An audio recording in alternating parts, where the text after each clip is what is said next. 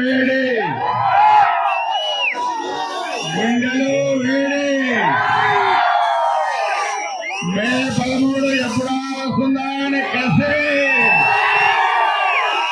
5 సంవత్సరాల అవమానాలకి 5 సంవత్సరాలు పెట్టిన ఇబ్బందులకి మే 13 బదులు తీర్చుకోవడానికి సిద్ధంగా ఉన్నా తమ్ముళ్ళందరికీ తెలుగుదేశం జనసేన భారతీయ జనతా పార్టీ నాయకులు కార్యకర్తలందరికీ అభినందనలు.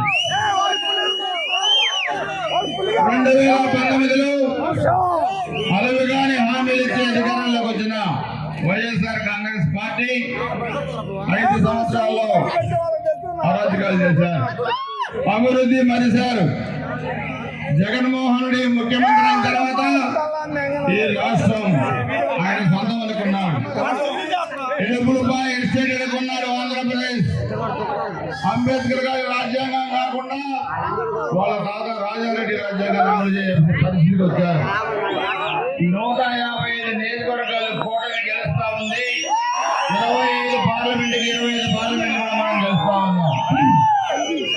నేను మీ అందరికీ చెప్పేది అభివృద్ధి అవినీతి ఫుల్. ఇదే ఈరోజు రాష్ట్రంలో కానీ గుజరాత్లో కానీ జరుగుతూ ఉంది. ఈయన వచ్చాడు 2019లో కాసు మహేష్ రెడ్డి చాలా చాలా పెద్ద పెద్ద మాటలు మాట్లాడాడు. జలపతినేని శ్రీనివాసరావు గురించి చాలా పెద్ద పెద్ద విషయాలు చెప్పాడు. జలపతినేని శ్రీనివాసరావు అవినీతిని వెలుగు చేస్తా ఉన్నారు, జైల్లో వేస్తా ఉన్నారు. ఆయన కూడా అంటాడు జలపతినేని శ్రీనివాసరావు తొడగొడతాడు, మేసం వెలిగిస్తాడు అంటాడు. నాకు మేసం ఉంది, నాకు రోషం ఉంది. నేను తొడగొడితే నీకేంటి నష్టం? నేను మేసం చెబితే నీకేంటి నష్టం? నువ్వు కూడా మేసం చెప్పొచ్చు కదా.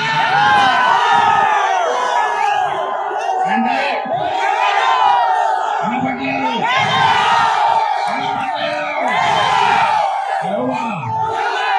ఆయనకి మీసాల వైపు నేనే పెంచాలా? అందుకే నేను చెప్తున్నాను, ఇది పల్నాడు. మీకు పల్నాడు చరిత్ర తెలియదు మిస్టర్ కాసు మహేష్ రెడ్డి గుర్తుపెట్టుకోవాలి.